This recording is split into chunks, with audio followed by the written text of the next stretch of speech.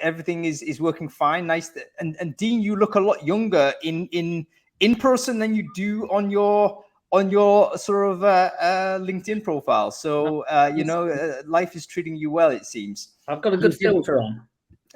You didn't say that about me, Dean. Don't say that. I didn't. I think you and me need a bit of work, or we need to have that filter, because it is scary how good you can get, like a younger filter, can't you? Where it literally like takes away the creases in the crow's feet disappear and stuff like this, and it's like, holy crap, that actually makes a difference, and no one can tell. Anyway, folks. Yeah. Anyway, folks, we are live. So welcome everybody to Founders Focus. This is our first Founders Focus of the year. This is the show where we get up close and personal with the people who are making the technology products that are changing the way in which we work today. And I'm always excited to do this show because I really enjoy speaking with people who are building businesses and building products for the community that we love to address. I think a lot of us who are users of technology, recruiting technology, we like to complain a lot about it. We're never satisfied about what the tool is providing with us. It's really important for us, I think, to understand what is involved in terms of building not only a great product, but a profitable business that can continue to survive and sustain even through the tough times. So this week, I'm delighted to introduce our friends at Tribepad. It's Dan Kirkland and Dean Sadler. So Dan and Dean, welcome to the show. Hello. Hi, everyone. Great to see you two. So you two are obviously very busy people managing, leading this technology business. What important founder stuff did you have to cancel in order to appear on Founders Focus today? Well, I'm missing the greatest comedy show on TV right now, which is Prime Minister's Question Time. Right. Is he actually on? Did he turn up? I don't know. Good Lord. For the folks who don't know, obviously, this is like the nadir moment for Mr. I call him King Boris now because he operates as if he is above the law. So I'm actually campaigning for us to crown Boris Johnson the King of England.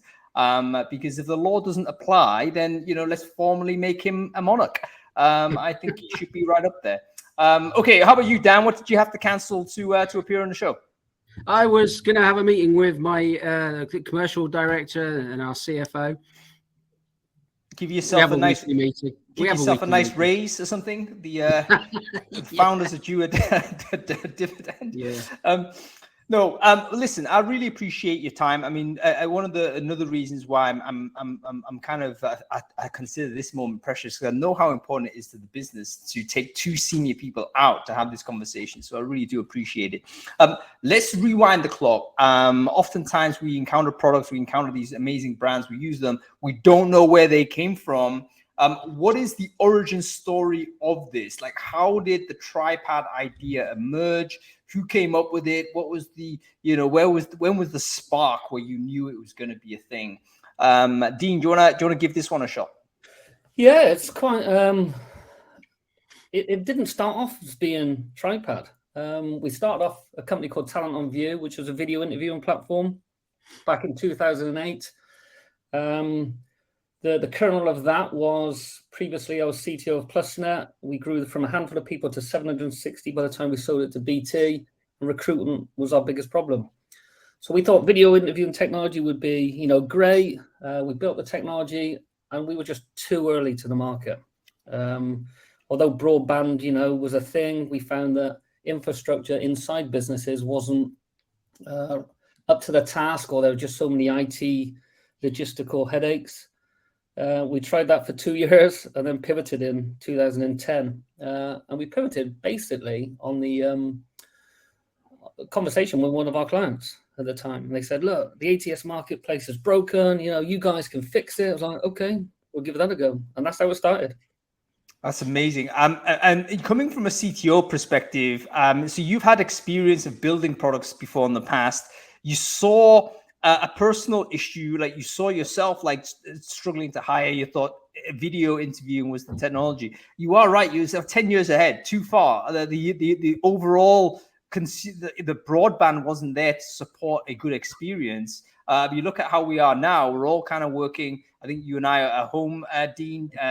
Dan looks as if he's in an office somewhere, but we're kind of like pretty much relying. It's reliable to have really good quality internet, and you can actually have a great experience on video. But it's taken a long time for us to get here, hasn't it? I remember speaking really early on to companies, even two years after you guys pivoted, and it was still a big chew to get it done at that point.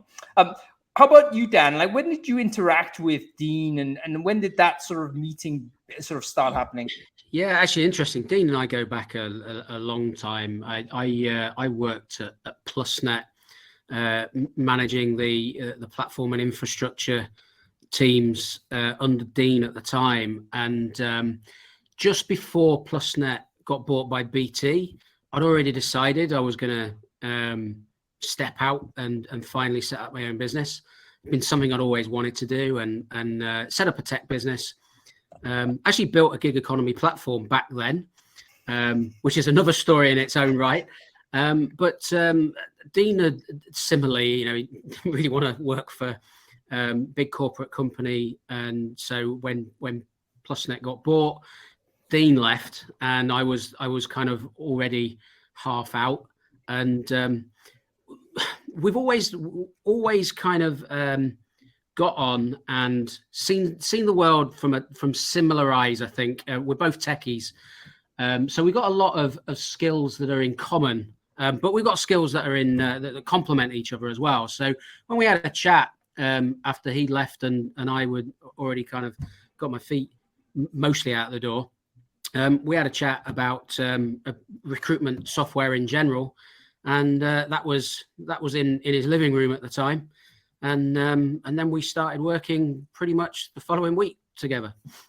Fantastic. Let's talk about the techie side of it. I think it's actually quite unusual in the modern day to have two technical people founding a technical business. Usually they say, oh, you need a techie guy. This person's going to do that. And then, oh, where's the salesperson? You need to drop that person in. He needs to do this. Like, what do you think gives a team that is heavily technical an advantage against teams that have that mix? And what do you have a disadvantage compared to that type of configuration early days? Any thoughts on that?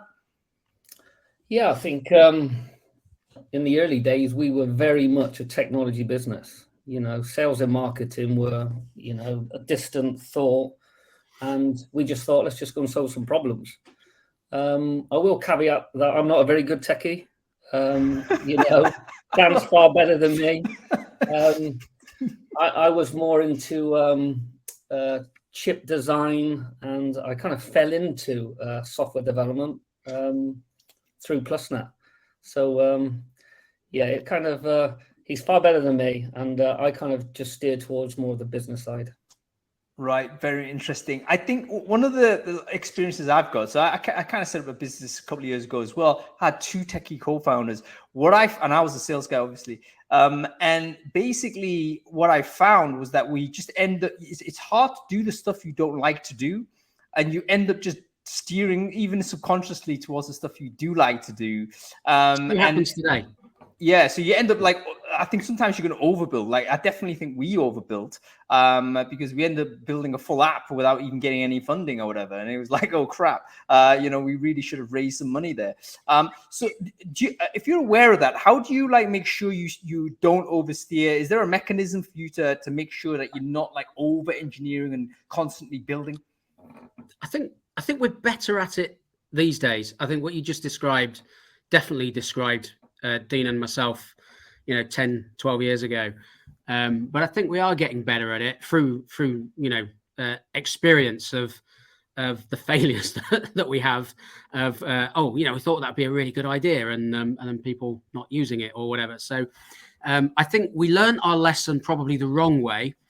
But through experience, through recruiting other people around us as well, giving us a more rounded thought process. I think it's only recently we've actually recruited a proper what we'd call CFO and a commercial director a few years ago, So yeah, it took us a while, and it took us some mistakes to get there.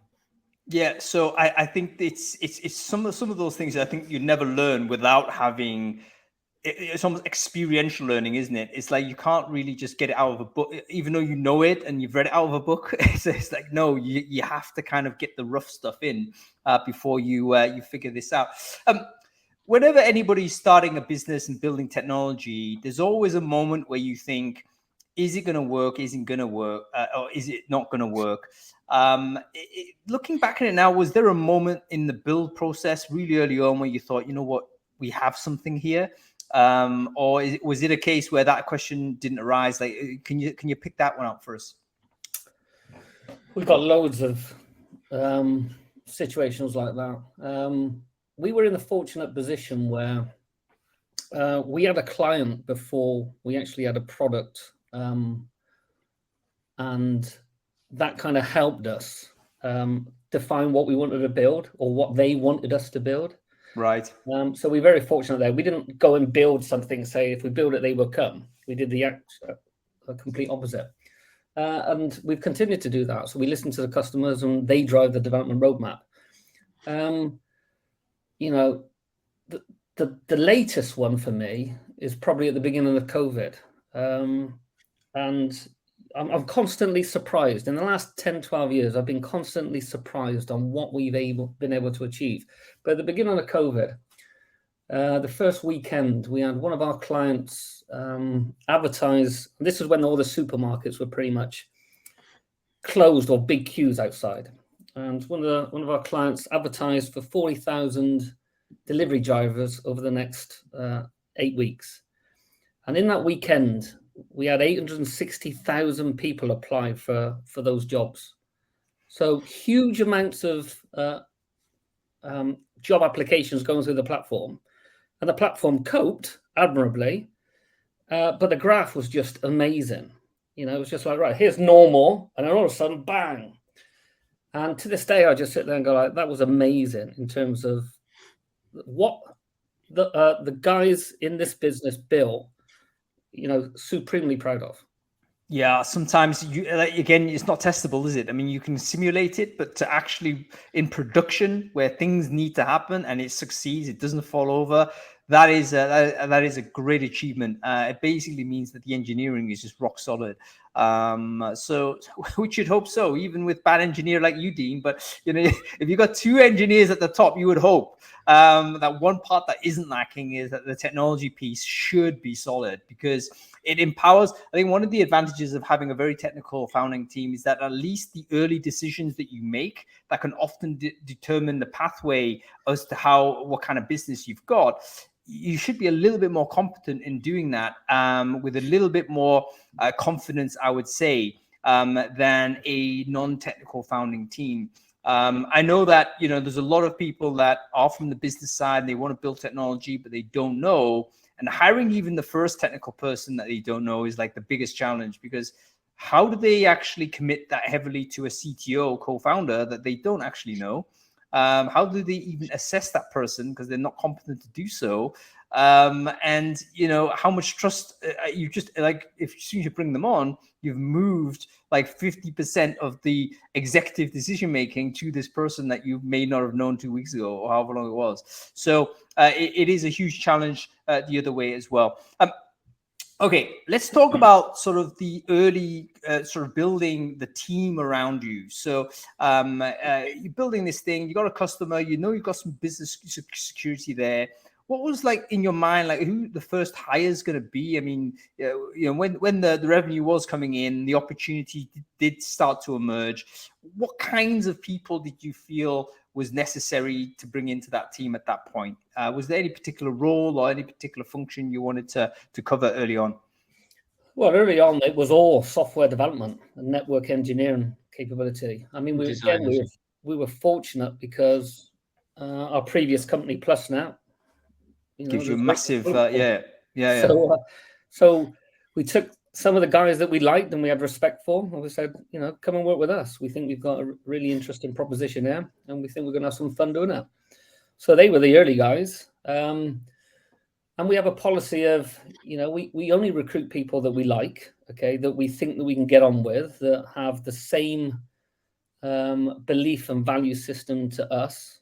And then we grew from there. The first 3 years of this business was run from my dining room table. And at lunchtime, I would cook on the barbecue or cook pizzas.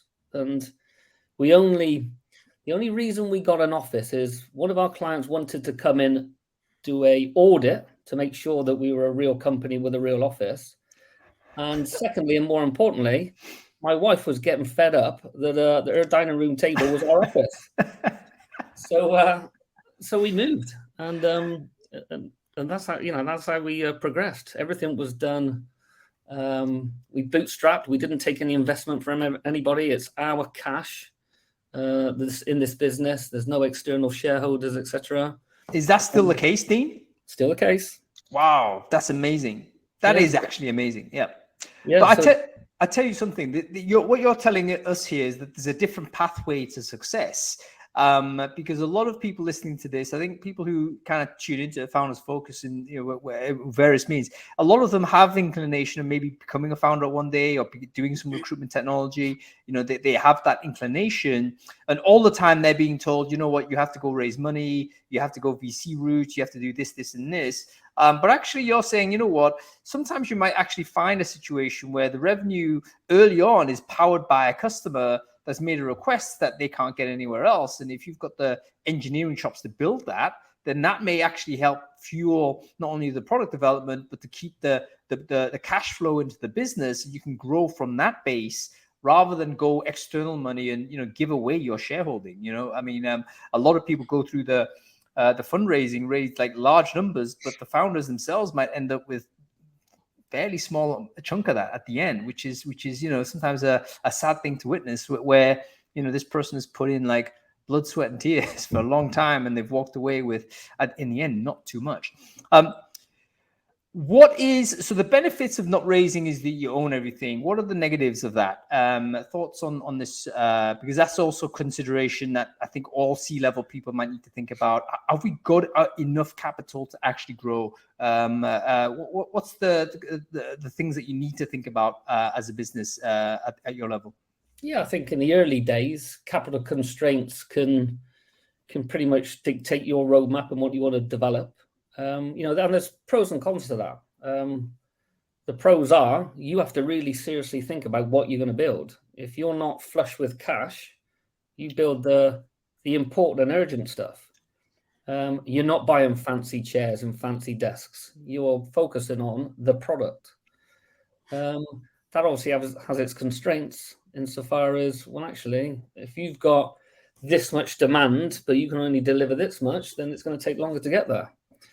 So it's a balancing act for sure. But again, I'm a big believer in the best time to take money is when you don't need it. You get better terms and, you're in control of the scenario as opposed to the person giving you the money. Yeah. I think that product discipline is a really good point because I've worked in businesses that are raised, I thought, too much money. And they were under pressure. I was the recruiter coming into that. And the point where I realized that we'd raised too much money was when the developers I was hiring were coming to me and saying, I got nothing to do.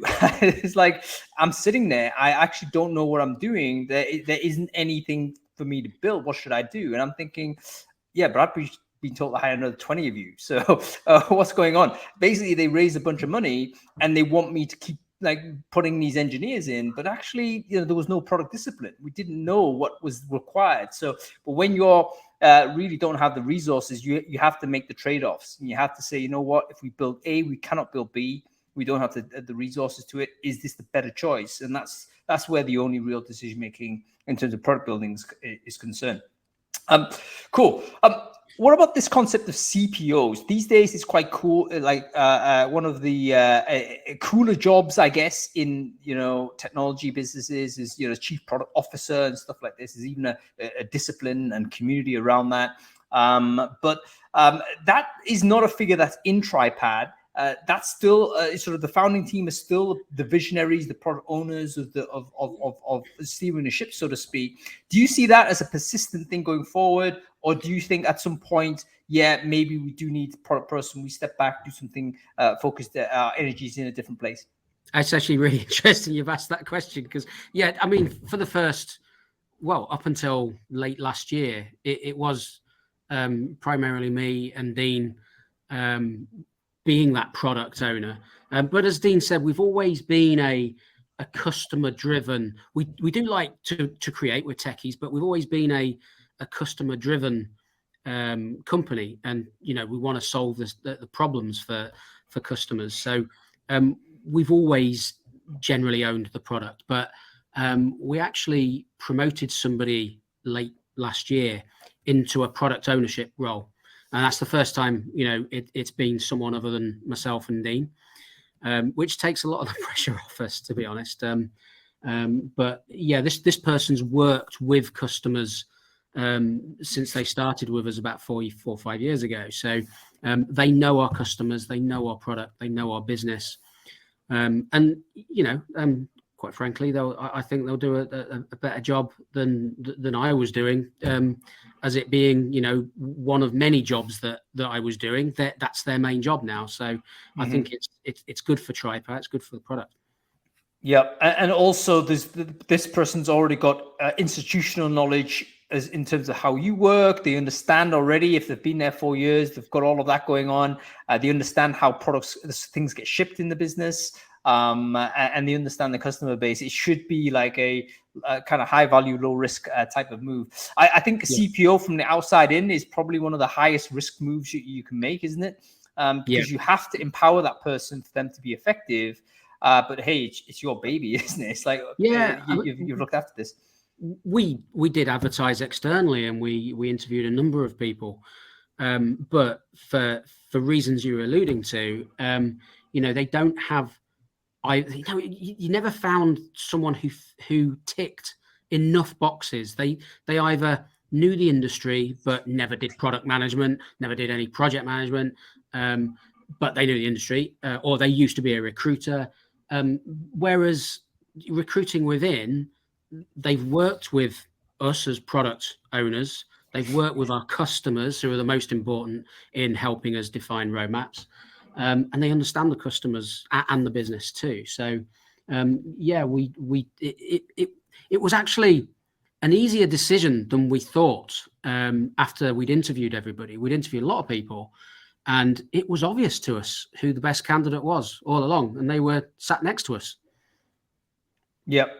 And sometimes you need to have actually external comparators to kind of just highlight sort of the possibilities of that internal hire, particularly if it's a reasonably small business and you've had lots of experience with the internal person. You often stop thinking about them as in a particular role, because you're very attached to this person performing in this role, and you need to have actually them going through a process before you can see it. Michael Blakely, thank you for your questions. We'll get to them at the end. So folks, if you have any questions, please do ask the question at the bottom of the screen. We'll get to those. There's some really good questions already down there. Let's talk about leadership lessons, folks, because both of you had leadership lessons before you launched Tribepad. So I want to even take this even before, the Tribepad era, so to speak, the things that you've picked up over time that you think are really valuable lessons for you as a leader. Like if I was a young person going into a leadership position, what kind of insight can you give from your experience that this person needs to know in order to be an effective leader? Thoughts on this? Dean, go you first. Yeah, so the thing that I think is probably the most important thing, and it's the thing that I find the most difficult, is listening. So lots of people, want to give their opinion, especially in a meeting situation. You want to give your opinion, and you want to say, here's the problem, here's the solution I've come up with. And it took me a long time, and I'm still not particularly great at it. Okay, I think there's a lot of work still to do in just being the last person to talk. Let everybody else have their input and get that collective thought process really working before you open your mouth. I find that difficult to do, but I'm actively trying to do that. And if I'd have done that a lot earlier, things would have been a lot easier. You know, that's a really important bit of leadership insight there. And I'm already kind of thinking why that might be. Obviously, as the leader, the things you say carry a different weight to everyone else. So if you're like coming in there and you're straight away being the first person to speak, everyone's going to kind of modify or moderate their own input based on what they've heard from you. So you do have to shut the beep up. Like the last person to speak should be you. Your job is to encourage everyone else to voluntarily come out with their unadulterated, unmodified opinions. Then your job is to come out with a verdict. I think that's a really important leadership lesson. Again, part of the reason why I love Founders Focus is because I don't think you normally get this type of insight from a management book often. You need to gone through it and lived through it. As you said, Dean, you know, maybe there's moments where you've realized that, you've altered the tenor of the conversation by coming in too early with an opinion. And that's not served the business. How about you, Dan? Any leadership insights that you've picked up in your time?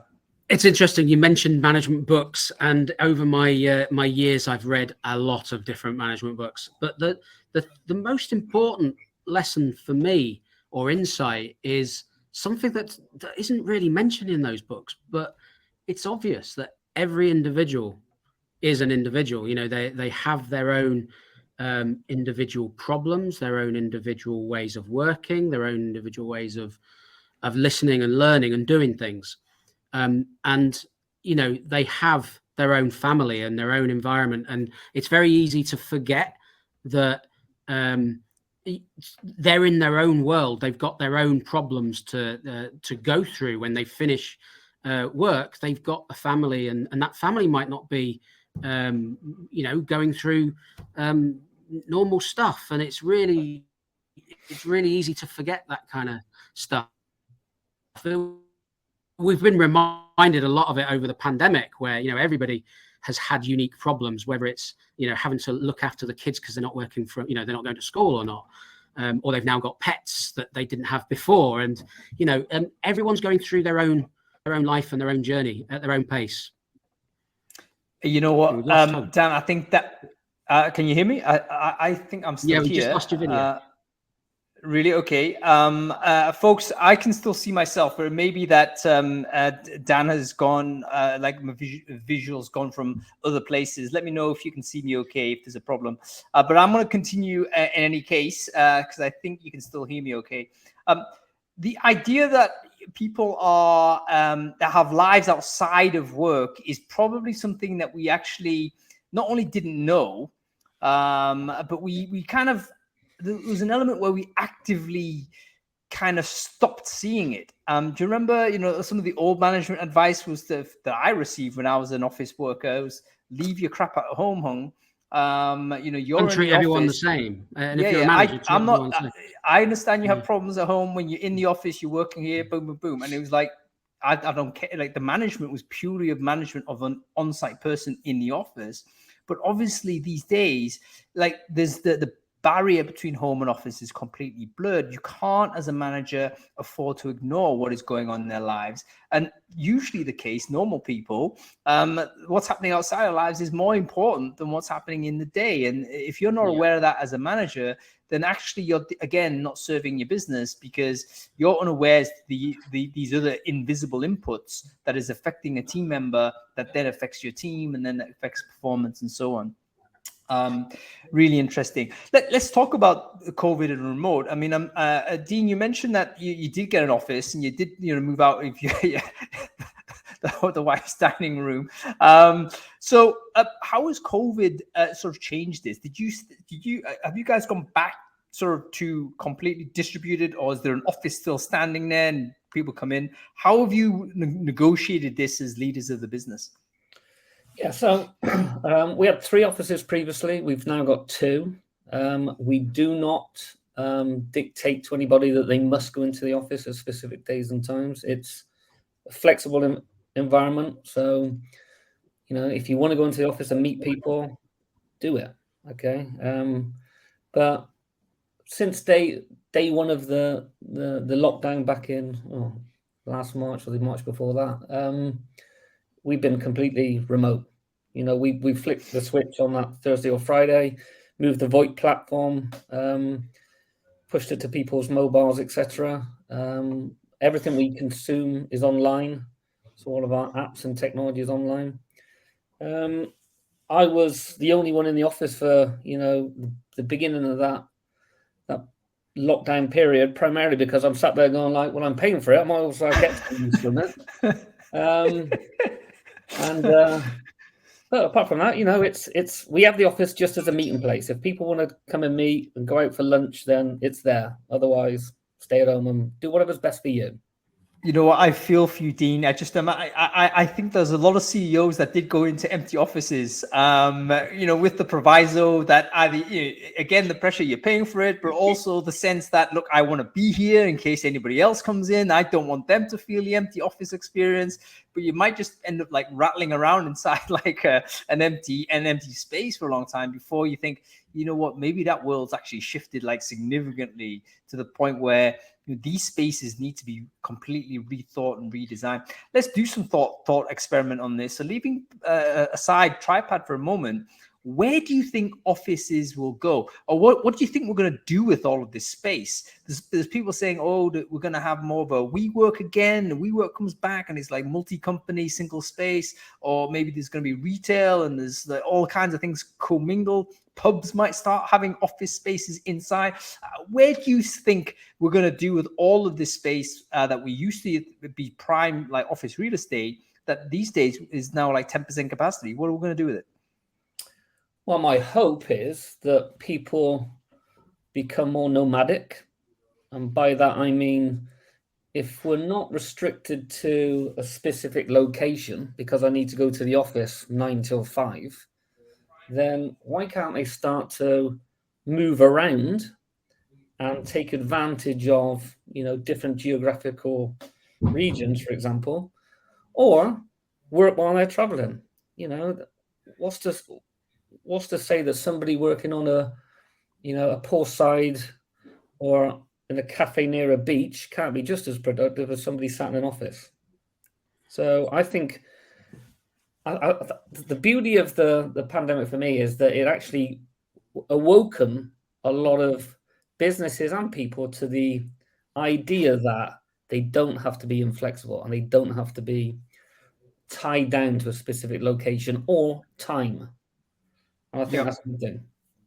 I think you're right in the sense it needed this exogenous thing just because a lot of resistance to the idea. I remember, again, it feels like a different world, a different era, but only 3 years or so ago, it was a radical thing to be working remotely. You'd be a strange person in the business that does this, or there'll be some sort of weird extraneous extenuating circumstance which gave you the permission for this to happen. And if you were an in-office person and you wanted a work from home day or something, you'd need almost like a doctor's note or something, right? There'll be a process for this to happen. And now, of course, we realize all of it was kind of pomp and ritual, really, pomp and circumstance. What about the space, though? What do you think is going to happen to is it going to just be housing, or do we build a big park in the middle of London or something? Or like, what do we do with it? God, there's so many things that can be used. I mean, we're from Sheffield. I mean, actually, we got some beautiful buildings in Sheffield, especially the older ones.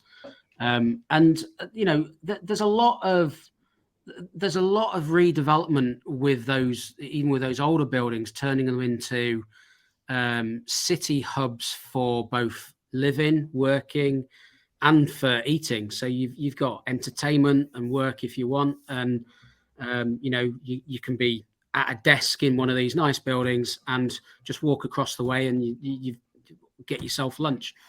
I think there's going to be a lot more of those multifaceted hubs in the city centres, but I think also, I mean, certainly Sheffield and I'm sure other cities, they're going to think about what buildings they actually need and make them just reimagine the city centres and the buildings. Either take some of them down that they're no longer needed, turn them into accommodation or entertainment. There's a lot of we know that high street retail has been struggling for years, but there's loads of buildings there.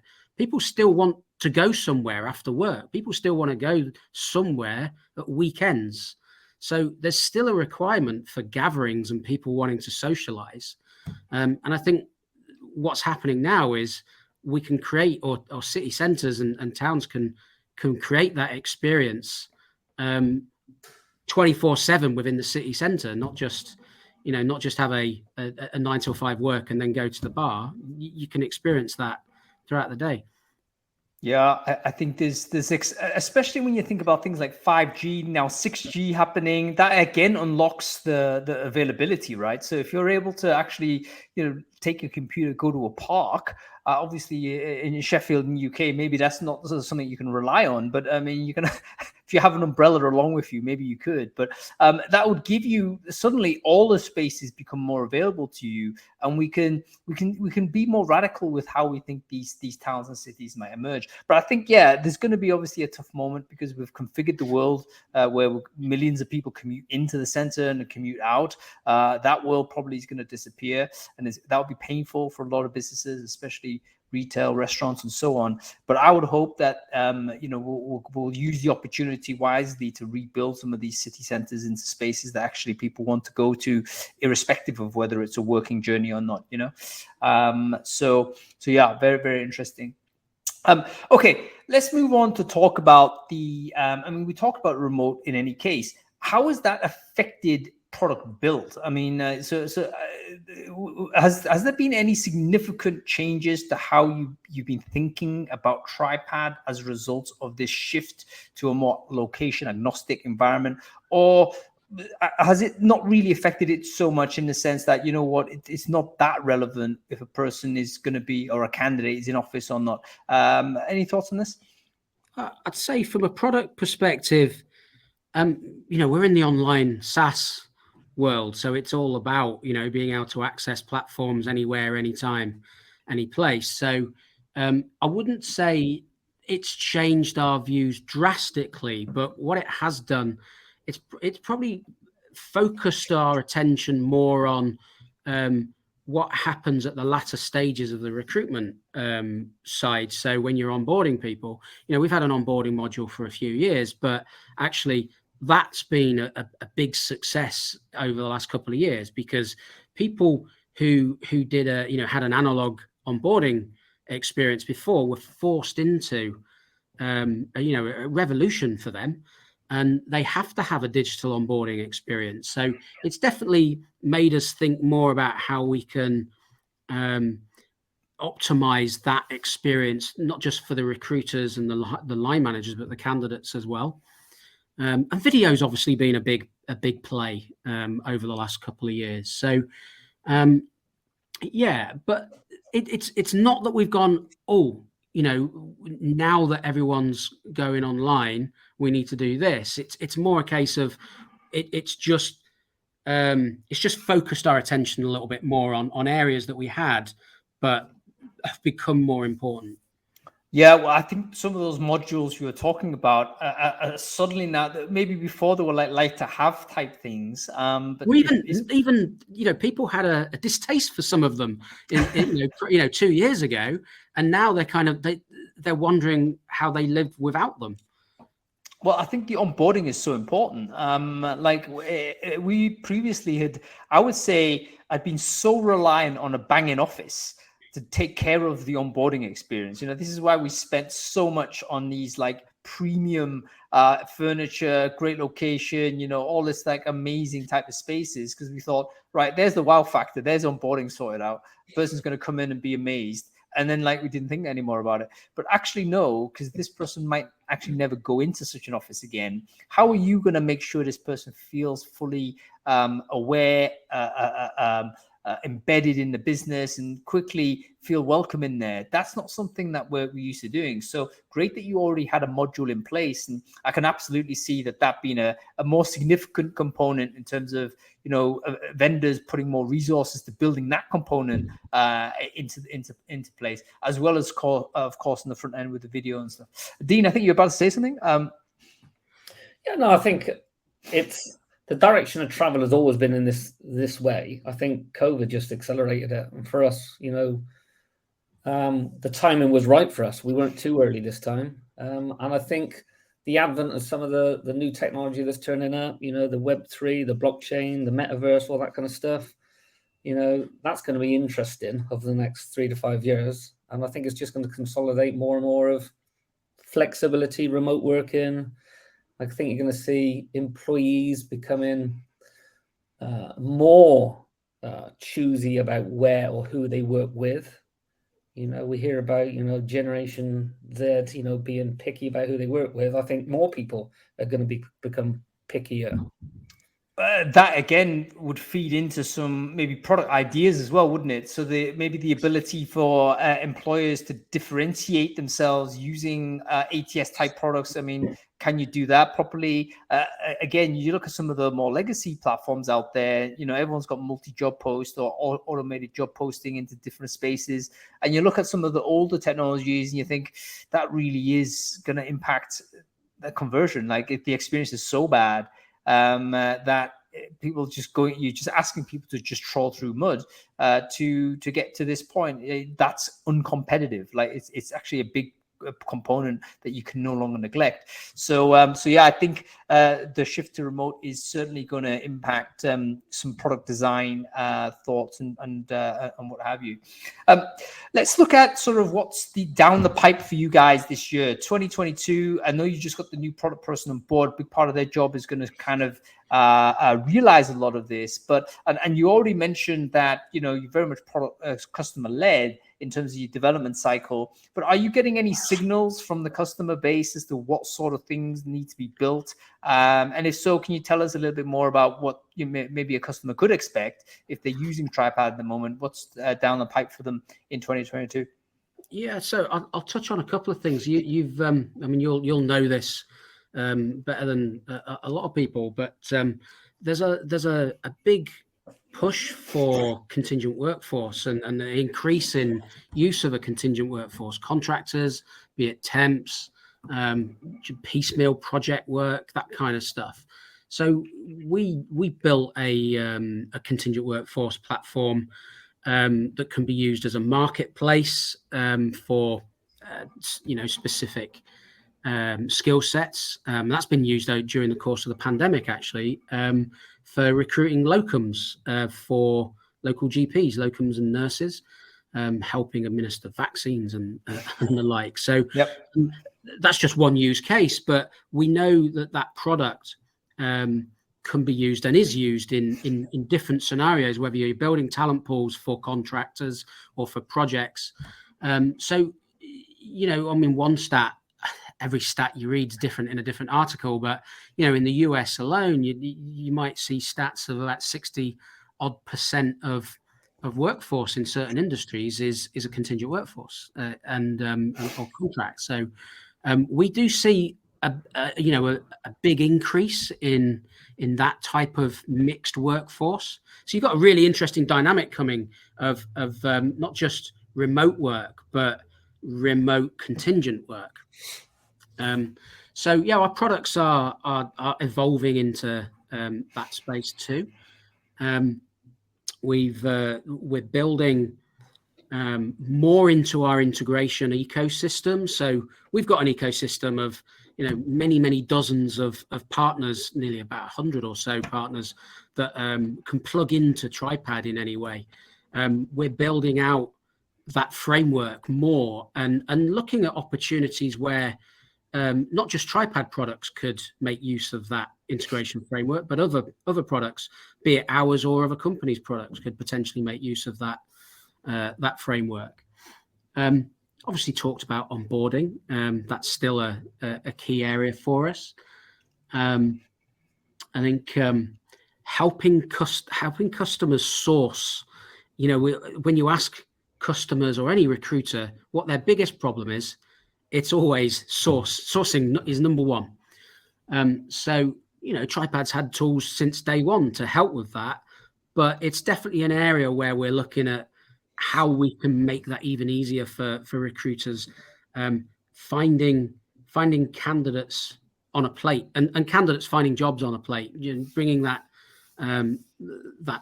together much more seamlessly, I'd say. Yeah.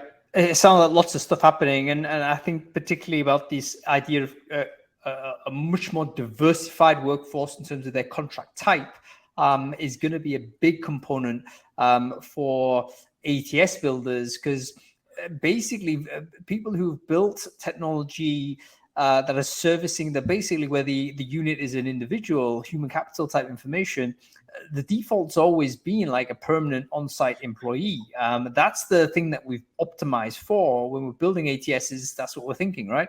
The mental image is that this person is going to go from being a person on the street to a permanent full-time employee in the business, sitting in an office at the end of that process. But if we're saying now, 20% of the workforce will never be in the office, and actually they're not going to be permanent employees, they may just be oscillating in and out of the business based on company need or whatnot.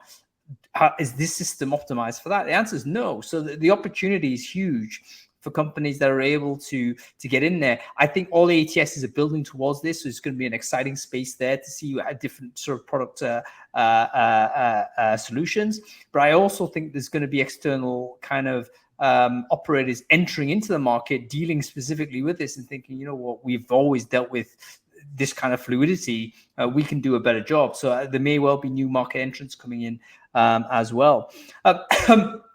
Okay, let's have a look at this ATS space. We can say it is fragmented, always has been fragmented. Why is that the case? Like a lot of people come to me, always, which is the best ATS? No one can give actually a consistent response. It's because there's like hundreds, maybe even thousands of products out there that suit this space. Now, why is that the situation? Have you guys got a theory as to why the fragmentation is there? Dean, you got any thoughts? Yeah, every business seems to have their own unique process for recruiting people. And they're very prescriptive and locked into that process. So they want their ATS to just do that. So when you've got such a vast range of requirements from end users, you end up with a vast range of solutions. So there aren't many off-the-shelf products that, people are selling and say, it just does that. Okay. And then you have to bend your process to do that. So I think, that's the primary reason. We're seeing sector-specific functionality. So hospitality is different to construction, different to, finance. So you're seeing some demarcation across sectors. And again, it's that blend of the workforce. Is it full-time permanent, or is it contingent only, or is it a mix of the two? So again, all of those permutations and combinations pretty much drive the sheer number of solutions out there. I think we're going to see consolidation in the marketplace, though. And I think we're going to see complementary products. So Dan mentioned, the integrations framework. This is one area where we see there's going to be a lot of work over the next couple of years. So enabling third parties to share data between themselves and do business or interact between each other for the benefit of the client. And the client may not be ours, but it may be somebody else's. Mm-hmm. So, I think there's still going to be lots of ATSs out there, but we will start to consolidate into a standard industry-wide type of use case or framework, because otherwise we're just going to get lots and lots of small players bubbling up with a small solution and just won't be able to compete long term. Yeah. I think you're absolutely right. Those micro differences, there could be like one law, for instance, that governs construction, but that law will basically make that every management of those candidates completely different. Therefore, you need a bespoke solution for that particular industry. We haven't even talked about geographical differences, obviously, with different labor laws and how regulations, all that regulation. So I think you're right. The fragmentation is understandable. And even those like big global operators that say, this is our solution, we operate different countries, chances are under the hood, they're actually different products in many respects, that simply have the same badge on the top, because they still need to be compliant with local regulations and be sensitive to those local demands. I am excited to hear about this framework, though, guys. I think that's a really exciting moment. I think a lot of businesses have struggled to identify a kind of a middleware tier that can you can trust to move data in between systems in such a way that it is safe that is compliant, but it can be useful. And I actually don't know of many products that are out there that have done it. I think there's companies that have tried to do it, but they've ended up pivoting into something else. So there's obviously like a barrier to this in some way. But yeah, it'd be wonderful to see an emerging product out of the UK that would do something similar to that. Okay, we've got just a couple more minutes left, folks. I want to just go back really to some personal inputs. There's a lot of people out there, recruiters in particular, are, I think, very entrepreneurial people. They're driven in this way. A lot of them might be thinking, right, I'm starting a business. Do you have any like business advice for first-time founders? Like, what is the thing that you've seen that this is something that people make a mistake on, and this is why they fail? Don't do this. Do you have any of that kind of negative advice, like the don't do this X? What are your thoughts, Dean? Well, the one from personal experience would be don't burn yourself out. So sleep is really, really important. Otherwise, you'll just get yourself into this downward spiral. And in the early days, you've got lots of energy and enthusiasm, but that can soon take over, and you just end in burning yourself out. So I think, if I was to go back in time and talk to myself, it would be, qualifications aren't important. As somebody who stayed at university for 13 years, I didn't need to do that. Okay. All I needed to do is read some decent books and get out there and make some mistakes. And that would have shortcut my learning process probably by about 10 years. And then it's come up with a plan, and then make sure that you get plenty of rest. Because when you're fully rested, you're more creative, you've got more energy, and it's the right type of energy. You know what? I hope you're paying attention there. There's some brilliant insight there. So I spent too long in education as well, not nowhere near as long as you, but definitely an extra year or two more at university than I should have done. And whilst it was great and you can learn a lot through academia, nothing beats experiential knowledge. Like, you've got to just go in there. It's almost like learning how to cook something by reading a book. You have to cook the damn thing. You have to turn the hob on. And I think starting a business is that way. You've got to get in there and make the mistakes. You've almost got to kind of have a way to anticipate mistakes you're guaranteed to make. You're going to make these mistakes, but just build resiliency into the system in some way so that you can cope with those early knocks. So I think very much we're all toddlers trying to walk for the first time, or babies trying to walk for the first time. You're gonna crash down and scrape your knee. That's what's gonna happen. You want to do that as soon as you can, but make sure you don't break your bones. That's one of the things that you need to know.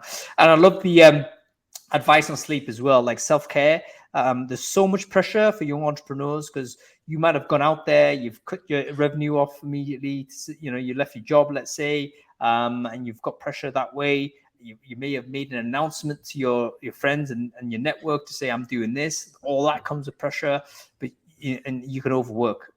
You absolutely need to understand that your body itself is not a infinitely beatable thing. Like, you've got to take care of it. It's like a very, very important part of how it works. How about you, Dan? Any advice for proto entrepreneurs out there? What should they not do?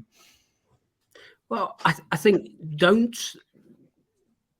be afraid of changing your plan, because what you think you're going to do almost certainly won't be what you end up doing exactly. So, you'll have a product vision in mind, but your product in a year's time won't be what you thought it would be, when you first started. You have to listen to your customers. Do not ignore your customers, and do not ignore your buyers. You just won't have a product. You'll have a product. You just won't have any users. So listen. I think I can totally be sensitive. At the early days, my failing kind of companies, when I started off, this is what I did: overly committed to a vision. This is how it's going to be.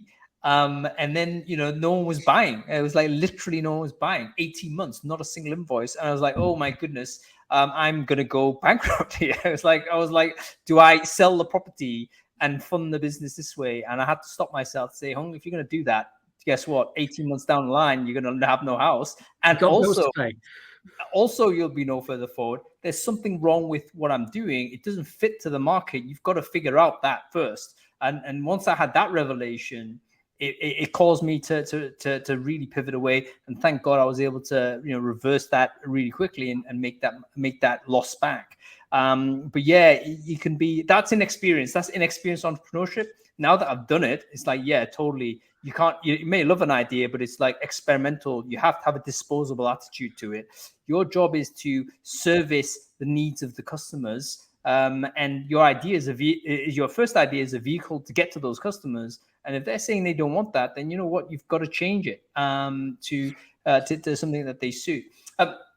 This actually leads us back to one of the questions that came into the thing here. I want to just deal with this because Michael, who himself, by the way, is launching a cool product, which is, so he's a founder, he's on this journey. He said, look, okay, devil's advocate, customer-led product growth.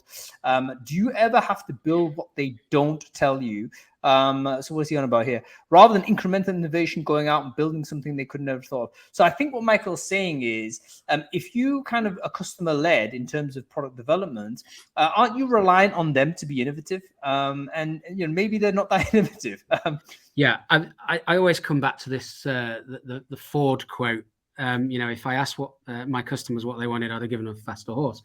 And I think, well, what I've said, I still stand by. You got to listen to your customers, but they're not always the people to think what's next. They're more interested in how to solve the problems that they have today. So we do think about the problems that they're probably going to have tomorrow, and that's where we've made mistakes in the past where we've got things wrong, where we thought, oh, this will be a problem, so we try and solve it, and some of those things just haven't happened. But we're an innovative we're techies, this is what we said at the beginning of this. We like to create stuff, so we'll always be those kind of people that want to try things out. But the premise of your business can't be not listening to your customers and just doing what you want. But you've got to innovate. So you can't just be the premise of your business of, I'm only going to do what my customers ask for, because that will leave you in trouble in 5 years' time. Just doing that. Yeah. And you'll end up being basically a software house more than anything, effectively an outsourced development team, which is a totally viable business, by the way, but it's a different type of business than a product-led business. It is a challenge for any tech business, is trying to find that balance of making sure you do something that people want and need now and tomorrow versus what they're going to need in a year or two or more's time. Maybe one way to think about it is that the customers do the problem discovery for you. So they will tell you what the problem is, but how that solution manifests is your responsibility as the builder. Like they would know where the pain point is. And your job is not necessarily to take their product advice, but there is to identify there's the pain point. That's worth trying to think around a solution on this. And does this work? And that's where maybe the optimal relationship between the two is. Okay, cool. Listen, Dean and Dan, we're coming to the end of the show. So let's leave it with a final thoughts on this. You're two busy people, obviously. After sort of Founders Focus is over, what's on the table? What's happening the rest of the day for you? Dean, are you watching TV again or what? No, I'm on Zoom calls in 2 minutes time with clients until 2:30, and then I'm going to have lunch. Right, fantastic. How about you, Dan? What are you doing the rest of the day? I've actually got a meeting about our a manual for our contingent workforce platform. Fantastic. Okay, well, let you get on with those important things to do. I want to thank you both for joining us on Founders Focus. It's been fascinating, hasn't it, folks? Just to learn from how it is to build recruitment technology businesses. So Dan Kirkland and Dean Sadler from Tribepad, thank you very much for joining us. Thank you. Thanks, everyone. Wasn't that great? I thought that was just so fascinating. I really do enjoy doing Founders Focus. It's so interesting to hear from people that have really taken a bit of a risk, building difficult solutions, building a company is no mean feat. And you can learn so much from people who have gone through that process. So if you're interested in more of these, we've got them all lined up. We think there's another 3 already. We're going to speak to the CEO of Guide, Candidate Experience Platform. We're going to speak to the CEO of Talent Protocol, exciting Web3 platform coming out of Portugal. We've also got a CEO of Talent here as well, which is a new RPO coming out of Denmark. It's all there. Make sure you follow the channel, everybody, because that is where you're going to get hold of all of these shows. Okay, that's about it. What am I going to do this afternoon? I'm probably going to go for a walk. It looks quite nice out there in London, doesn't it? So I will see you around later on. By the way, Brain Food Live is happening this Friday. Make sure you tune in for that. We're talking about TA transformation and how to sell it to the business. So we'll see you there.